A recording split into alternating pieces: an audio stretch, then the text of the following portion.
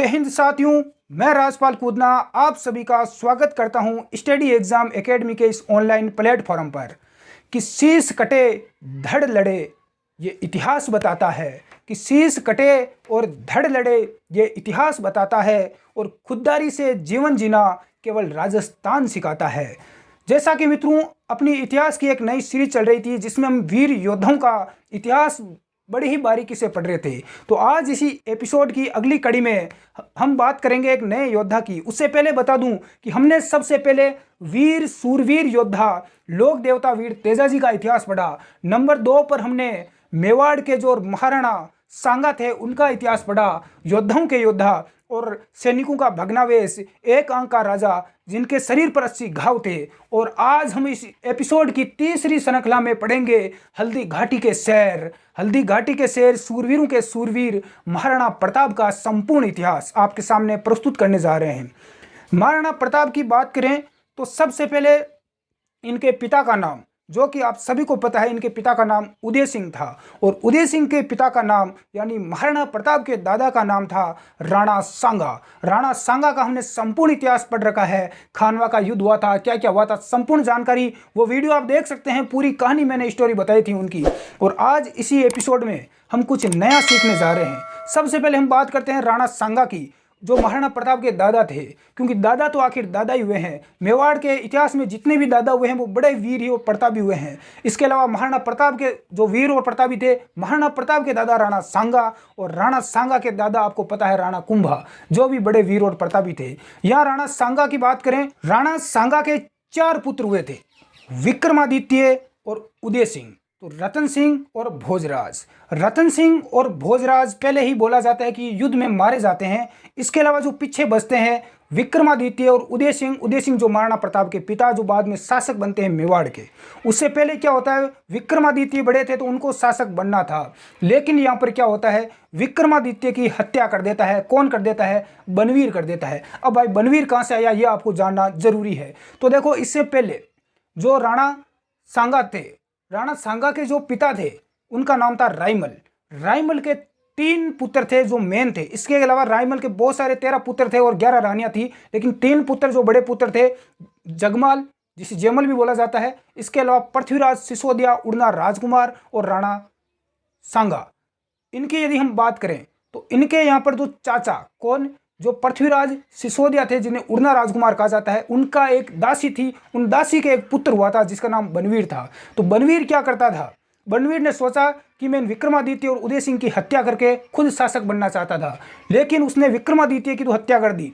लेकिन जैसे ही वो उदय सिंह की हत्या करने जाता है तो उसी समय वहां पर आ जाती है पन्ना धाई, जिसका नाम हमने कई बार सुन रखा है। पन्ना धाई क्या करती है, अपने पुत्र चंदन की बलि देकर उदय सिंह की रक्षा करती है। और उसके बाद में उदय सिंह का जो पालन पोषण है वो कुंभलगढ़ दुर्ग में हुआ, जो कहाँ पर है, राजसमंद जिले में है। और इसी एपिसोड की इस कड़ी में हम आज आगे चर्चा करेंगे उदय सिंह के जो पुत्र हुए थे। उदय सिंह की वैसे तो बहुत सारी पत्नियां थी, 13 पत्नियां थी कहा जाता है। उनकी 2 जो मुख्य पत्नियां थी, एक तो धीरबाई और दूसरी जयवंताबाई। तो धीरबाई के जो पुत्र हुआ था उसका नाम था जगमाल, जिसे उदय सिंह ने क्या बनाया था, राजा बनाया था। इसके अलावा जो दूसरी पत्नी थी जयवंताबाई, उनके जो पुत्र हुआ उसका नाम था कुक्का। मेवाड़ी भाषा में छोटे बच्चे को क्या बोला जाता था, किक्का या कुक्का बोला जाता है। वैसे ही हमारे यहाँ मारवाड़ में नान्या बोला जाता है, वैसे ही वहां पर किक्का और कुक्का बोला जाता है। तो वहां पर क्या होता है, वही किक्का और कुक्का आगे बढ़कर कौन बनता है, प्रताप बनता है, राणा प्रताप बनता है, फिर महाराणा प्रताप बनता है। अब यहाँ पर हम पढ़ेंगे पूरा महाराणा प्रताप का इतिहास। यहाँ पर हम बात करें महाराणा प्रताप की, तो महाराणा प्रताप जिस समय मेवाड़ के शासक बने थे, उस समय जो दिल्ली के मुगल शासक था वो था अकबर और महाराणा प्रताप के बीच में बहुत ही यहाँ पर भयंकर संघर्ष होता है उनके जीवन काल में। लेकिन अकबर का जो उद्देश्य था वो संपूर्ण राजपूताने पर अधिकार करना था। संपूर्ण राजपूताने पर अधिकार कर लिया था अकबर ने, लेकिन एकमात्र ऐसी रियासत बची थी मेवाड़, जिस पर अकबर अधिकार नहीं कर पाया। अकबर ने सोचा क्यों ना महाराणा प्रताप को अपने अधीन लिया जाए। महाराणा प्रताप को यदि अधीन लेते हैं तो संपूर्ण राजस्थान पर उसका अधिकार हो जाता। लेकिन अकबर ने महाराणा प्रताप को कहा कि महाराणा प्रताप हम मित्र बन जाते हैं, दोनों मिलकर संपूर्ण धरती पर राज करेंगे। लेकिन महाराणा प्रताप ने क्या बोला कि नहीं अकबर, इसे विदेशी आक्रमणकारी, किसी विदेशी लुटेरे को, मुगल को अपना मित्र कभी नहीं बना सकता। तो इस प्रकार से बाद में अकबर कई बार वहां पर सेना भेजता है, लेकिन अपने जीवन में अकबर कभी भी महाराणा प्रताप को हरा नहीं सका, झुका नहीं सका, अपने अधीन नहीं ला सका। आज महाराणा प्रताप का पूरा इतिहास हम यहाँ पर बोर्ड पर पढ़ने जा रहे हैं। विद्यार्थी बोल रहे थे कि ऐसे समझ में नहीं आता, हम नोट्स बना रहे हैं, तो हम यहाँ पर बोर्ड पर संपूर्ण जानकारी मैं आपको लिखित में दूंगा, जिसे आप अपना नोट्स भी बना सकते हैं। अरर पाथल राखी जी, अरर पाथल राखी जी, मेवाड़ धरारी आन, मेवाड़ धरारी शान, केसरिया पगड़ी नहीं झुकी। तो सबसे पहले महाराणा प्रताप के पिताजी का नाम उदय सिंह था। उदय सिंह के 13 रानियां थी, जिनमें से 2 मुख्य रानियां हम पढ़ेंगे। रानी भटियाणी, जिसे धीरबाई भी बोला जाता है। इसके अलावा ये कहाँ की थी? ये जैसलमेर की थी। ध्यान रखना, रानी भटियाणी कहाँ की थी? जैसलमेर की। इसके अलावा दूसरी जो पत्नी थी उसका नाम है जयवंताबाई। जयवंताबाई या जयंताबाई। जयंताबाई की बात करें तो ये कहाँ की थी? ये थी पाली के अखेराज सोनग्रा की पुत्री। पाली के अखेराज सोनग्रा की पुत्री थी जयवंताबाई। महाराणा प्रताप का ननिहाल कहाँ पर था? पाली में। कहाँ पर था? पाली में। यहाँ पर हम बात करें तो जैसलमेर की जो रानी भटियाणी थी, उनके पुत्र हुआ था, उसका नाम था जगमाल। और उदय सिंह ने इस जगमाल को क्या बनाया था? राजा बनाया था। यहाँ पर बात करें जयंताबाई की, तो जयंताबाई के जो पुत्र हुआ था उसका नाम था किक्का, या जिसे मेवाड़, वहाँ पर मेवाड़ी क्षेत्र में क्या बोला जाता है? किक्का बोला जाता है बचपन में छोटे बच्चे को। और उसी किक्का को क्या बोला जाता है? प्रताप। उसी किक्का को क्या बोलते हैं हम आज? राणा प्रताप। तो बात करेंगे महाराणा प्रताप का संपूर्ण इतिहास। तो राणा प्रताप का जो जन्म है वो हुआ था 9 मई 1540 को। 9 मई 1540 को हुआ था। कहाँ पर हुआ था? कुंभलगढ़। कुंभलगढ़ का जो किला है वो कहाँ पर है? राजसमंद में है। और कुंभलगढ़ के बादल महल की जूनी कचहरी में राणा प्रताप का जन्म होता है। कई बार विक्रम संवत पूछ ली जाती है, क्योंकि महाराणा प्रताप की जयंती हम विक्रम संवत में भी कई बार मनाते हैं। कब? 1597। और 1597 ईस्वी की बात करें तो ईस्वी में 1597 ईस्वी में महाराणा प्रताप की क्या हुई थी? मृत्यु हुई थी। तो ये आप याद रख सकते हो, विक्रम संवत 1597 ज्येष्ठ शुक्ल तृतीया को। विक्रम संवत 1597 ज्येष्ठ शुक्ल तृतीया को महाराणा प्रताप का क्या हुआ था? जन्म हुआ था। अब आगे की हम पूरी कथा यहाँ पर पढ़ते हैं, आप यहाँ पर अच्छे ढंग से समझना।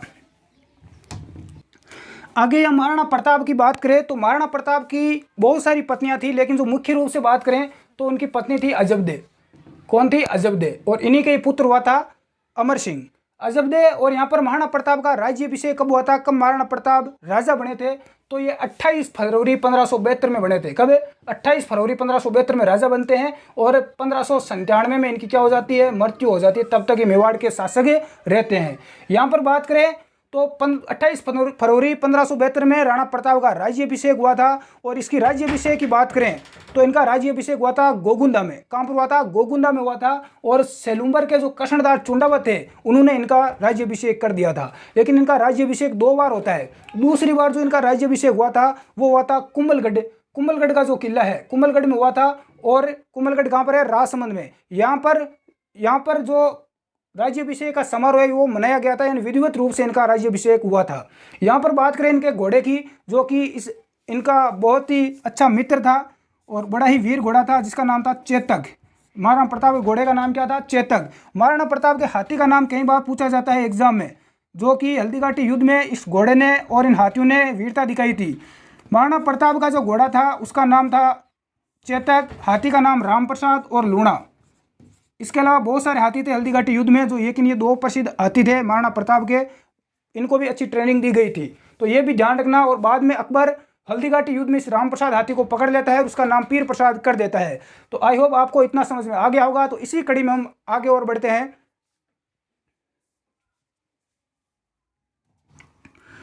तो दोस्तों आगे हम बात करेंगे महाराणा प्रताप के उपनामों की, किन किन नामों से जाना जाता है। तो महाराणा प्रताप को हल्दी घाटी का शेर कहा जाता है, मेवाड़ केसरी कहा जाता है, पाथल की संख्या दी गई है, पाथल महाराणा प्रताप को कहा जाता है, और हिंदुआ सूरज महाराणा प्रताप को कहा जाता है। इसके अलावा बात करें महाराणा प्रताप की, तो इधर देखो अब क्या होता है। अब महाराणा प्रताप का मैंने बेसिक आपको जानकारी दे दी। अब यहाँ पर एक तरफ मेवाड़ है, मेवाड़ के शासक महाराणा प्रताप है। एक तरफ यहाँ पर दिल्ली आगरा, जहाँ पर किसका शासक है? मुगल बादशाह अकबर का। अब मुगल बादशाह अकबर क्या चाहता है? मेवाड़ पर कब्जा करना चाहता है, अपनी सीमाओं का विस्तार करना चाहता है। लेकिन यहाँ पर महाराणा प्रताप, तो अकबर का एक सिद्धांत था अकबर क्या करता था, सीधा आक्रमण नहीं करता था। वो पहले यही चाहता था कि शांति से अगला वाला यदि मान जाए तो किसी प्रकार का आक्रमण ना करना पड़े। तो अकबर ने एक नीति अपनाई थी जिसे बोला जाता है सुलह ए कुल नीति। कौन सी नीति अपनाई थी, ध्यान रखना, कई बार एग्जाम पूछ लिया गया है। अकबर ने सुलह ए कुल नीति अपनाई थी और इस नीति के तहत अकबर क्या करता है कि महाराणा प्रताप को समझाने के लिए, ये नीति क्या थी, इस नीति के तहत पहले कोई भी शासक होता था उसे अकबर शांति प्रिय से शांति से समझाता था ताकि वो उसके अधीन हो जाए। यदि शांति से अधीन हो जाते तो कोई समस्या ही नहीं थी, नहीं तो फिर अकबर क्या करता था, सेना लेकर उस पर आक्रमण करता था, सेना भेजता था। तो अकबर महाराणा प्रताप को समझाने के लिए 4 लोगों को भेजता है, 4 शिष्टमंडल भेजता है। शिष्टमंडल यानी शिष्टाचार से समझाने के लिए या संधि करने के लिए भेजता है 4 लोगों को। ये 4 जो शिष्टमंडल है इनका क्रम कई बार एग्जाम में पूछा जाता है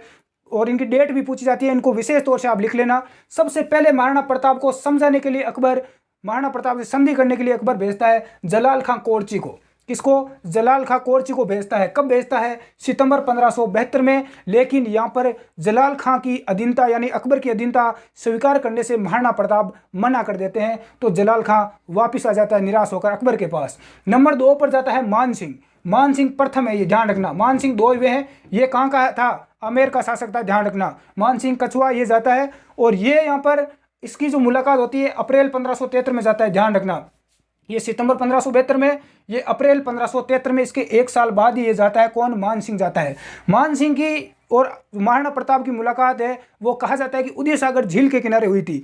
वहां पर देखो मान सिंह यही बोलता है राणा प्रताप को कि अकबर बहुत शक्तिशाली है, उसकी सेना 1 लाख से ज़्यादा उसकी सेना है, आपके पास तो 15-20 हज़ार सैनिक है, इसलिए आप अधीनता स्वीकार कर लो। लेकिन वहाँ पर महाराणा प्रताप है वो मान सिंह को खरी खोटी सुना देते हैं, यानी सच्चाई बता देते हैं और सच्चाई मान सिंह से सहन नहीं होती है। वो बोलते हैं कि आमेर वाले, ये आमेर का था, तो आमेर वालों ने किस प्रकार मुगलों से वैवाहिक संबंध बनाए, उनकी गुलामी सहन कर रहे हैं। तो इस प्रकार से उनके बीच में थोड़ी बातचीत हो जाती है, लेकिन बातचीत कुछ ज़्यादा ही बढ़ जाती है। बाद में बोला जाता है कि मान सिंह को बोला जाता है खाना खाने के लिए कि आप हमारे अतिथि हो, और अतिथि हो तो इसलिए खाना खा के जाना पड़ेगा। तो मान सिंह जब खाना खाने जाते हैं, खाना खाने के लिए, तो वहाँ पर वो बोलते हैं, मान सिंह महाराणा प्रताप को भी बोलते हैं अपने साथ खाना खाने के लिए, लेकिन महाराणा प्रताप मना कर देते हैं कि आप मुगलों के साथ रहते हो तो हम आपके साथ खाना नहीं खा सकते। और तो इस प्रकार से मान सिंह काफ़ी नाराज़ हो जाता है और मान सिंह अकबर के पास जाता है और अकबर को बाद में युद्ध के लिए भड़काता है। ये बीज मान सिंह ने बोए थे युद्ध के, लेकिन बाद में क्या होता है, जो हल्दी घाटी युद्ध हुआ था उसके बीज किसने बोए थे, मान सिंह ने ही अकबर को भड़काया था। इसके बाद नंबर 3 पर फिर भी अकबर बोलता है कि नहीं मान सिंह, अभी युद्ध नहीं करेंगे महाराणा प्रताप से, हम एक और यहाँ पर ट्राई करके देखते हैं। फिर यहाँ पर भगवंत दास को भेजा जाता है। भगवंत दास कब जाते हैं, ध्यान रखना, ये सितंबर है तो वापिस सितंबर आ गया।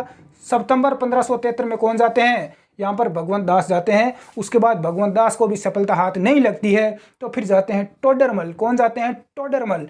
टोडरमल कब जाते हैं, दिसंबर 1573 में टोडरमल को भेजा जाता है महाराणा प्रताप के पास। अकबर भेजता है संधि करने के लिए, लेकिन महाराणा प्रताप टोडरमल को भी मना कर देते हैं कि कुछ भी हो जाए, घास फूस की रोटी खा लेंगे, जंगलों में चले जाएंगे, मर जाएंगे, मिट जाएंगे, लेकिन मुगलों की गुलामी कभी स्वीकार नहीं करेंगे।